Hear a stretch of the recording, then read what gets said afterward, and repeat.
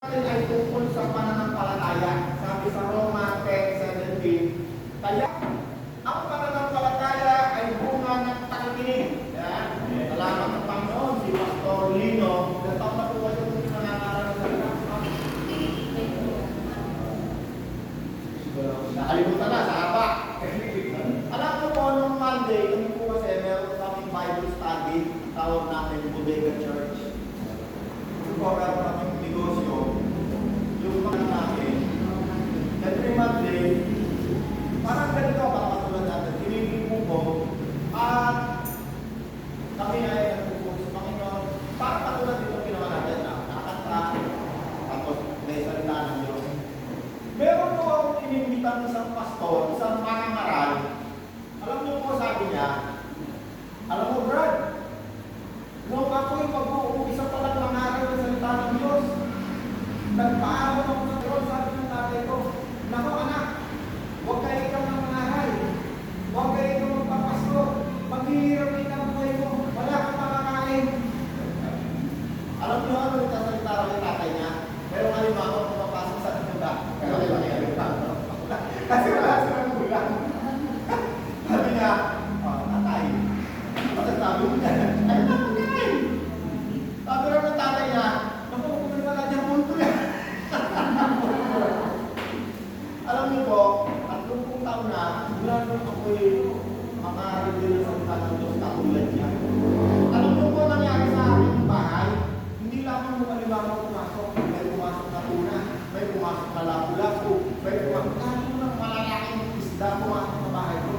Ang ibig ko sabihin, kasi kung kami meron kami mga negosyo, meron kami petrol station, meron kami may budget lang na, may corporate budget lang, may hardware store, may mga pauhan. Kaya wala ko sinasabi yun, dahil ang isang tao na papagamit sa Diyos, hindi ka po pwede magutong. Ang Bible, sabi ng Diyos, kung ikaw ay magamit sa Diyos, magpahagi ka sa mga ng Diyos, nakaharap ka. Sabi ng Diyos, walang mga pinakita na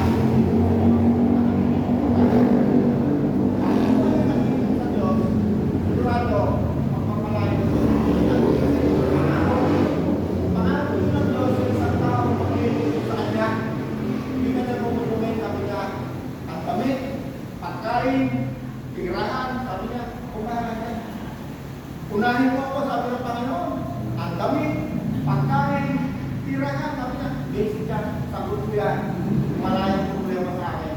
Pero alam mo ba, hindi pa ron, nung tayo naging mga mananampalataya ng Kristo, tayo naging anak ng Diyos. Pero kung sa inyo may anak, sa atin may anak, pero sabi niyo, single mother kayo.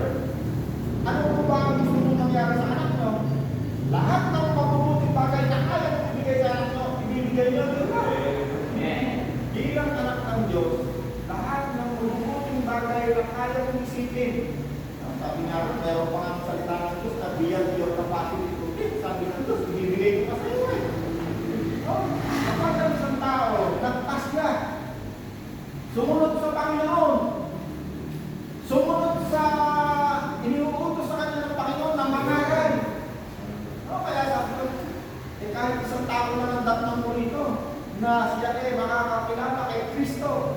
Sabi ko, ang langit makakagulo sa tuwa. Nakasulat sa Bible, na kapag mayroon isang tao na nasiran si Pastor Lino, na masama sa bungero, babaero, katulad nito, no? Nagbago, tumalikod sa kasalanan, naging isang mananampalataya sa lupa kay Kristo. Ang sabi niyo sa Biblia, kalahin na nakatuwa naman natin. Totoo ko yun, di ba? Totoo ko yun.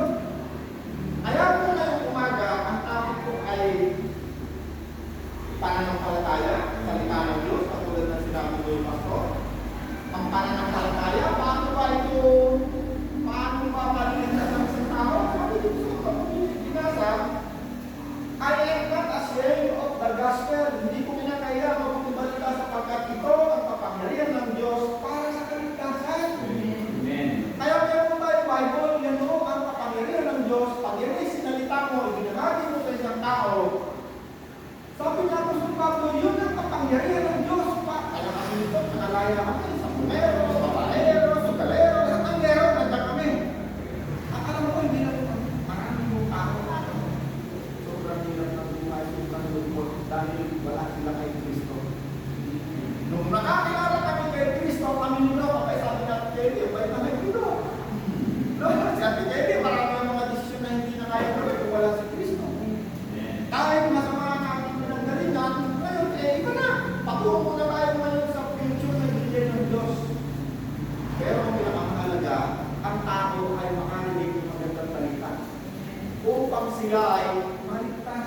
malaya katulad namin ni Doc. Bakit? Si Kristo, ang isang pamagat ni Kristo, sabi ni John the Baptist, look, tingnan ninyo, ang order ng Diyos siya ay mag-aalis ng mga kasalanan. Kaya kami nito, nawala ng mga kasalanan namin at patuloy na nawawala, kundi na lang ito. At sa Bible, hanggang hindi ka pa umakalis sa mundo ito, hindi ka pa napapalitan ng katawan, hindi na mamamatay. Pag ng Bible, ay hindi ka pa rin magkasala. Hindi sinabi ito ay magkasala. Kasi nandito tayo sa mundo madilim. Puno-puno ng kasinungalingan at karumihan. Hindi sinabi magkasala. Pwede pa rin magkasala. Hindi sinabi magkasala, ha? Hanggang hindi pa tayo napapalitan ng katawan, hindi na mamamatay, hindi pa ganap ang tagumpay. Saan yung tagumpay na ganap na? Sabi ni Kristo, it is finished. Yung araw na tinanggap mo si Kristo, nakarinig ka ng mabuting balita, ikaw ay naging mananampalataya. Pero tama sa namin ngayon ng Espiritu Santo. Yung nakarinig ng mabuting balita, tinanggap si Kristo, yung iyong katao, ano bang binubuo? Katawang kaluluwa? Katawang laman? Katawang Espiritu?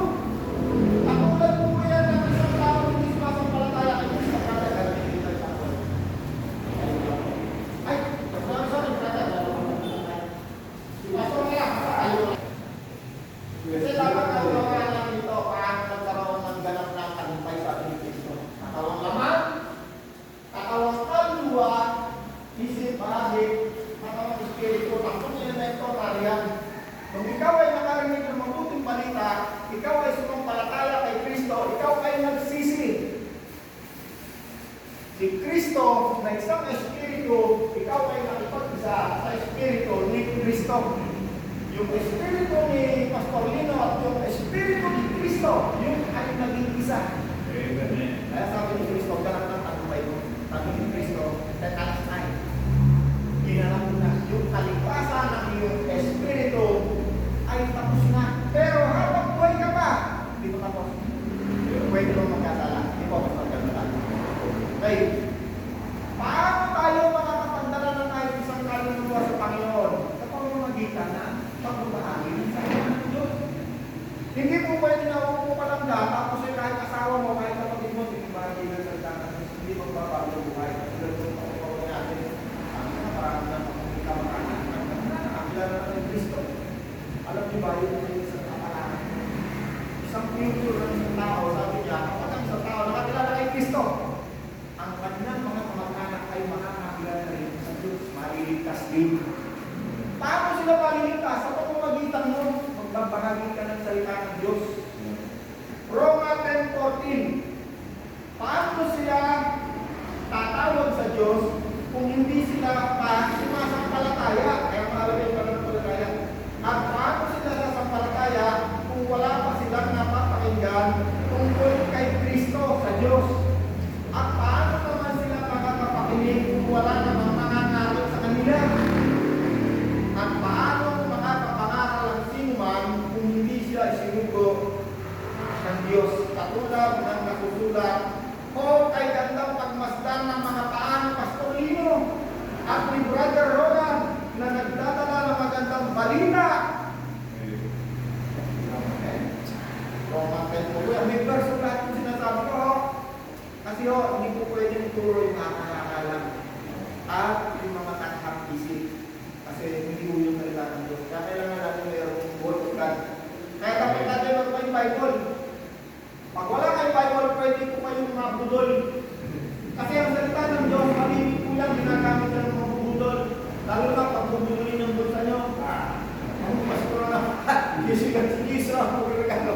Marami yung pambubudol ngayon. Ang pambubudol ngayon, ang salita ng mga pulpito. Pag-uulin nyo, tingin dito. Kaya po, para hindi kayo mga budol, hawakan nyo yung inyong Bible, para hindi kayo mga budol. Kasi yung salita ng Diyos, madali bilang gamitin yan. Kasi ang mga tao takot, magsalita ng Diyos ginagamit. Pag hindi ko alam ang salita ng Diyos, hindi kilabutan ka rin. Akala ko totoo sinasabi. Si Jesus ang katotohanan. The truth will set you free. Amen. Akala mo ba yung mga hindi ka magtulol? Kahit yung mga itinanim sa iyo ng mga panahon o hilo, makakalpas ka dyan. Yan ang Diyos,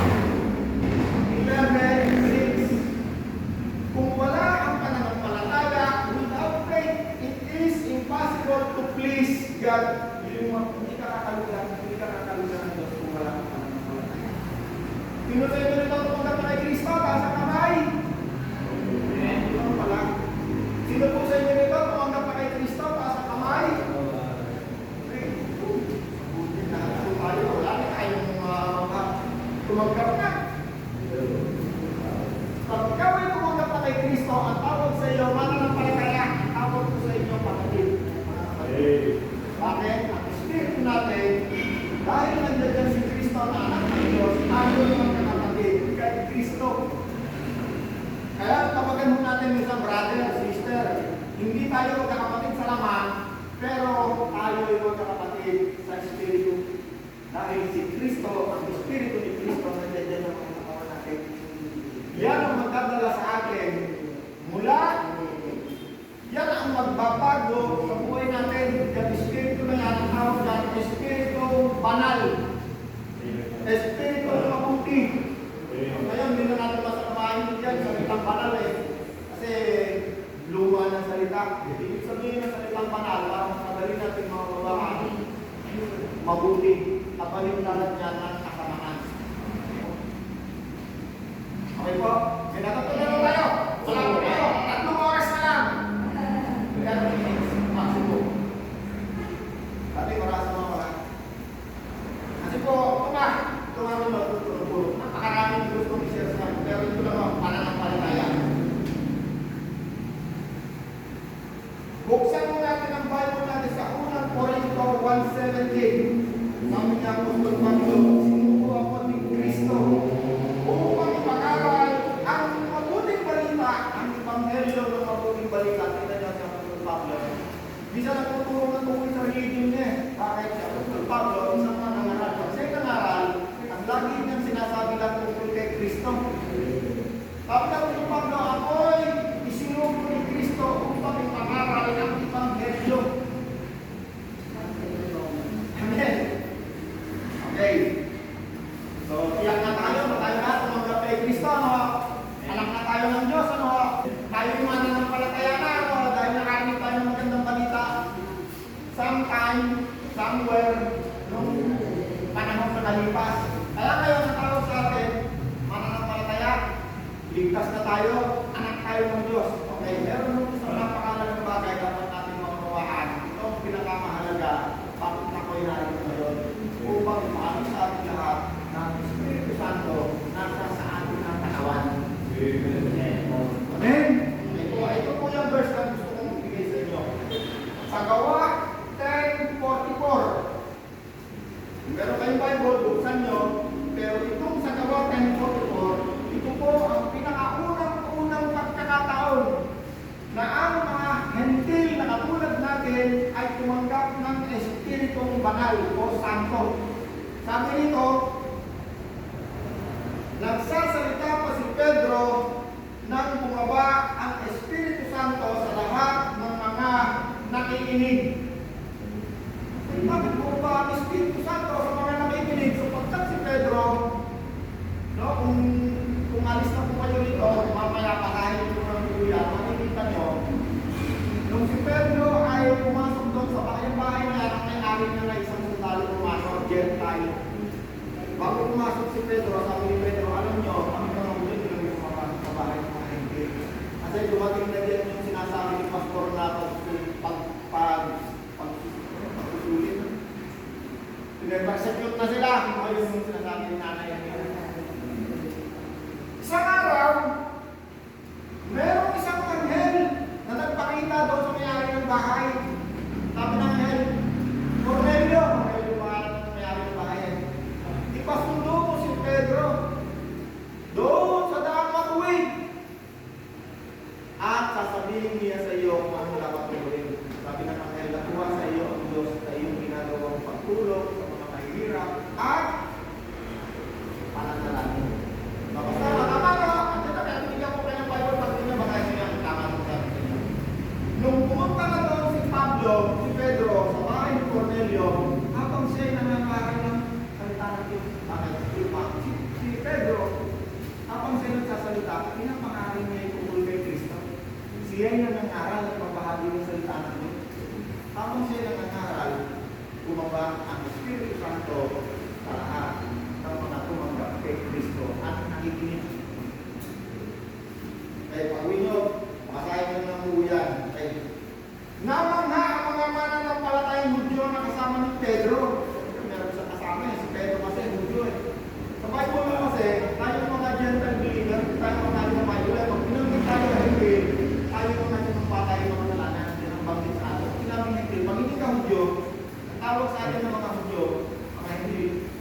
At noon sa loob, Moses, pag kinaming hindi, ikaw ay sinumpa, ikaw ay makasalanan, o ang tawag sa atin, hindi buwig. Amen.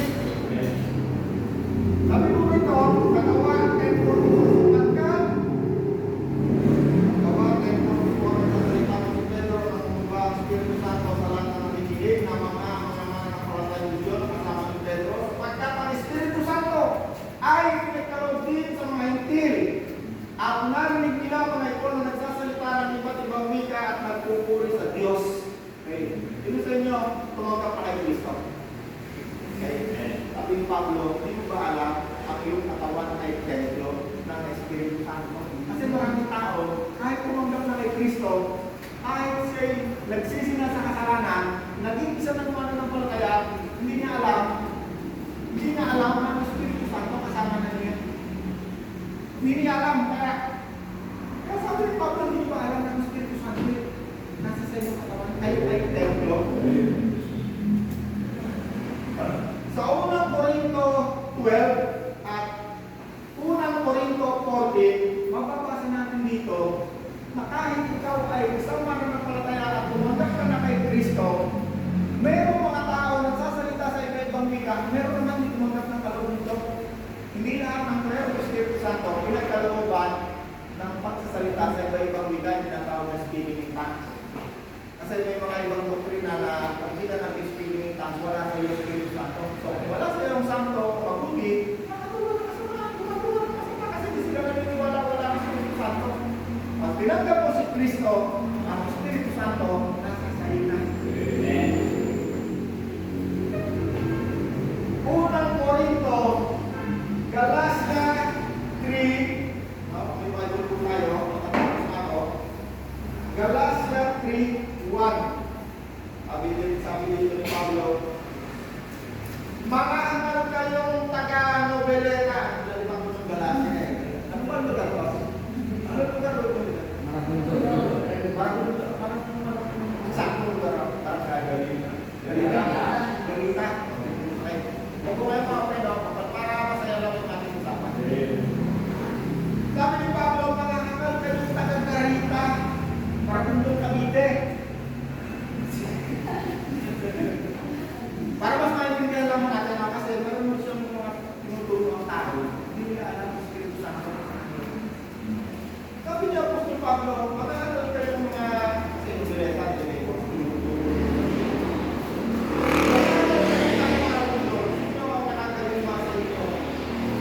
ano ba naman kayong mga taga-Galatia, taga-Corinto? Hindi ba kayo nakakaintindi? Bakit kayo naniniwala sa mga nangyayari sa inyo? Hindi ba malinaw na pinahayag ko sa inyo ang mabuting balita na pagkamatay ni Kristo? Sabi nangaral, pinangaral ko na si Kristo. Ito ngayon ang tanong ko. Ito ngayon ang gusto kong itanong sa inyo. Tinanggap niyo ba ang banal na Espiritu? Kasi nag-confuse sila. Hindi nila alam kung sila may Espiritu na ba? Wala. Kasi mayroong isang tao kung panahon ito na nagngangalang na nangangaral pero hindi niya alam ang tungkol sa Espiritu Santo. Ang pangalan ay kaya sabi na Apostol Pablo, hindi ba ako yung nagpahayag nangaral na mabuting balita tungkol sa pagkamatay ni Kristo sa krus? Gospel.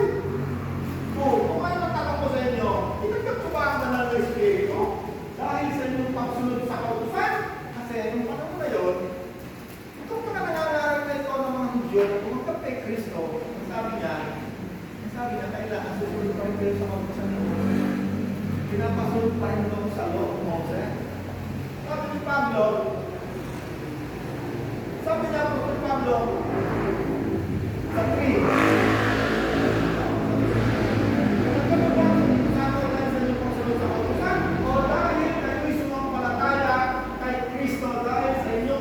pakinggan at narinig ng magandang balita na ipinangaral ko. Pakinggan mo yung mga nag-aaral ng degree. Talaga hindi kayo makaintindi. Sabi nga, nagsimula kayo bilang mananampalataya sa pamamagitan ng kapangyarihan ng Espiritu Santo. Bakit kayo pinipilit ninyong magpakabanal sa pamamagitan ng sarili ninyong pagsisikap? Wala na magkalaga sa inyo ang karanan sa inyo. Marami naman kayo ron. Why?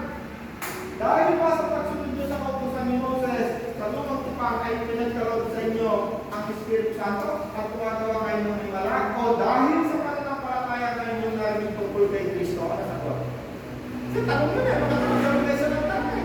O kung nga, tinanong si Kelly, ikaw Kelly, paano ba tinanggap ang Espiritu Santo?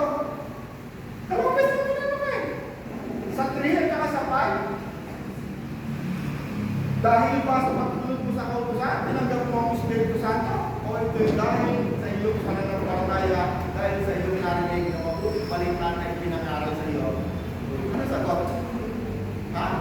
Dahil narinig ka ng mabuting balita sa palataya. Kung ikaw ay sumampalataya, ang Espiritu Santo, katulad ng nangyari ng unang-unang pagbabago ng Espiritu Santo sa mga hindi, dapat nangangaral sa mga Espiritu. Kung ang Espiritu Santo, hindi nakikita ang Espiritu. Huwag kayong maghanap kung di lang ako, huwag kayong maghanap ako. 30 taon na ako, wala pa ako nakita kahit sa tao. Huwag kayong maghanap ng kalakati.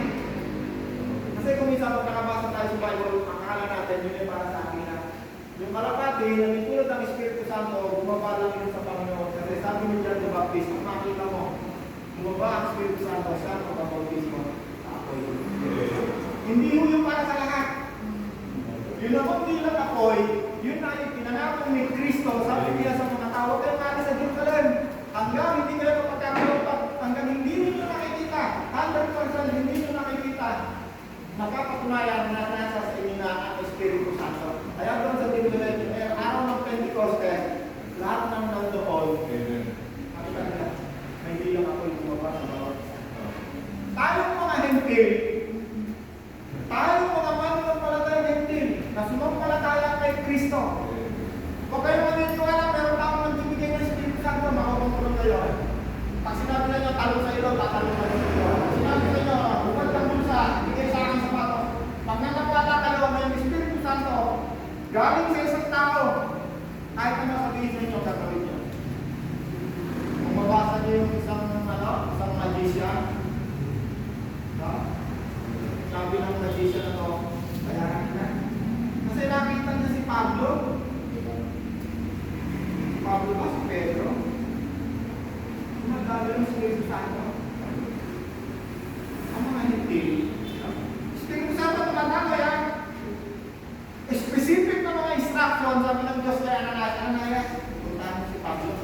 Doon. Nandoon siya. Pasok mo siyang bahay. Specific na mga instruction. Special.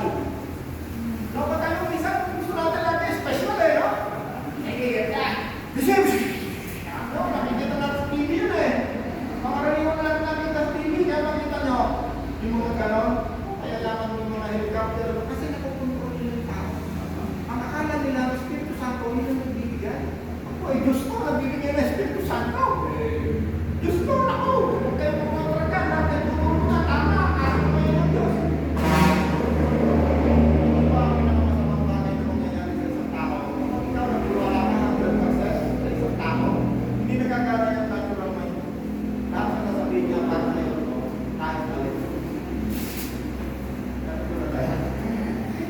So, pananampalataya, Espiritu Santo. Wala pa kayo na sa inyo ng Espiritu Santo? Huwag na magpapalala po, tinanggap po si Kristo, wala ang Espiritu Santo. Nasa sa atin yung Espiritu Santo. Kaya kaming dalawa nito, kahit hindi namin nakikita ang Espiritu Santo, magkagawa ka ng masama nagsasalita. Hindi namin gagawin. Yun ang patunayan, nasa sa inyo ang Espiritu mabuti.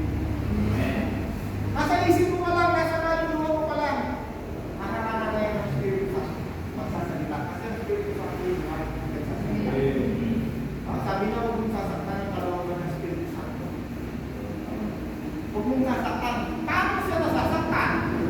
Huwag ka naman kasamaan kasi si Santo, mabuti. Hindi yung ibig sabihin Santo, yung Santong bato na yung nakaganda lahat ng mga isa. Yung Santo nga lang, kasi nakakita mong tinihita yun.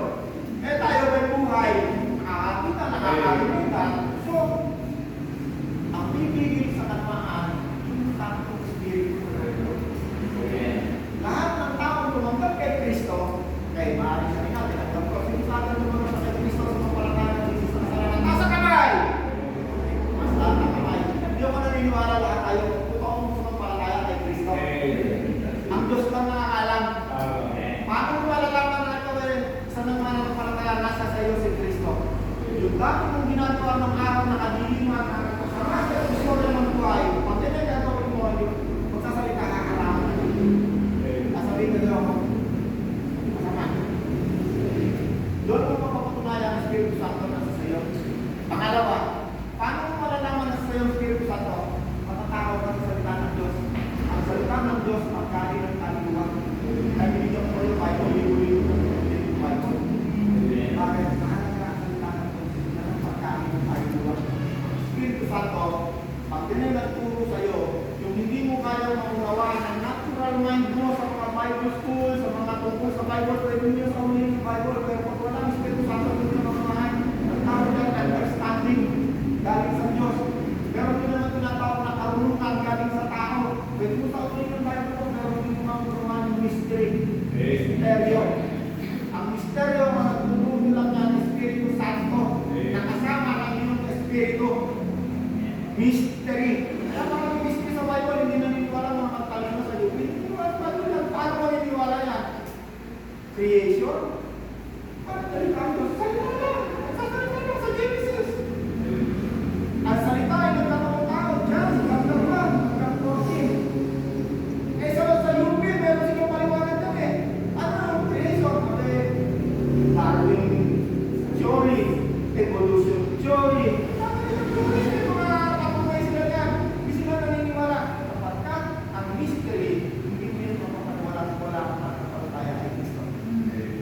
Kung walang pananampalataya sa tao, kung wala ang Espiritu Santo, hindi mo maunawaan ang malalalim na bagay.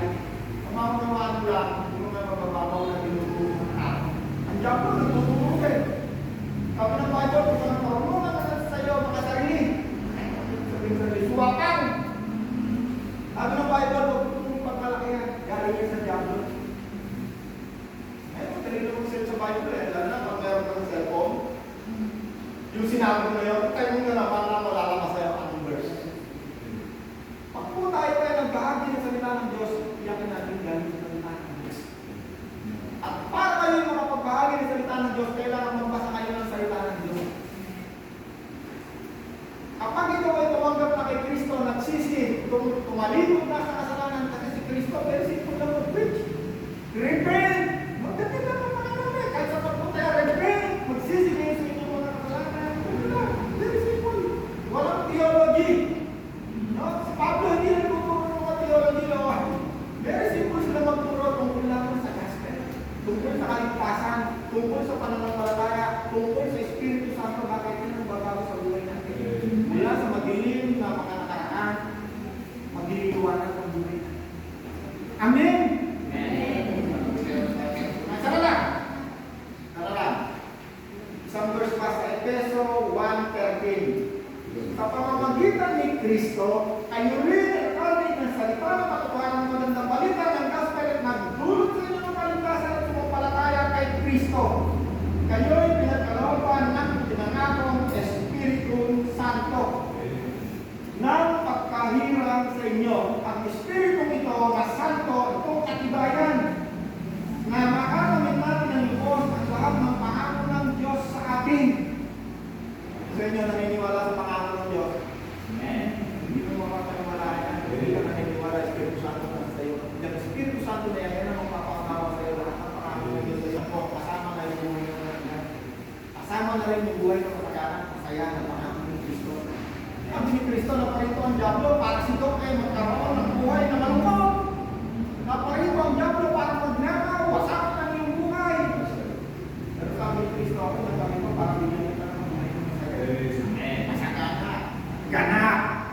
Yan ang ating future, Dok.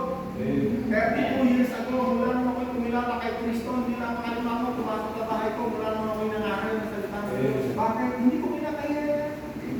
Lahat nakatransaksyon namin sa negosyo, kahit may mga big time na tao, yung mga may-ari ng mga malalaking kumpanya na yan. Talaking isda yung mga bumapasok sa akin. Bakit? Dahil sa Diyos. Grace, awa, dahil sa Espiritu Banal na kasama natin. Amen. Amen?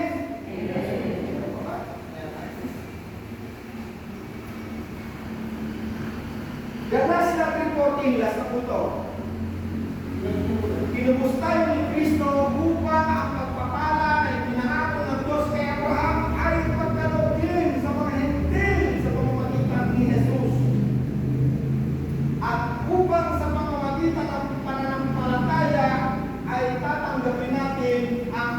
Espiritu Santo na ipinangako ng Diyos mula pa noon sa panahon ni Abraham.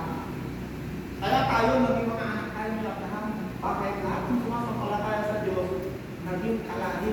Kaya lahat ng pangako ng Diyos dinalay ko sa atin. Pero yung sumpa doon sa loob, sabi ni Kristo, tinubos tayo ni Kristo upang ang pagpapala.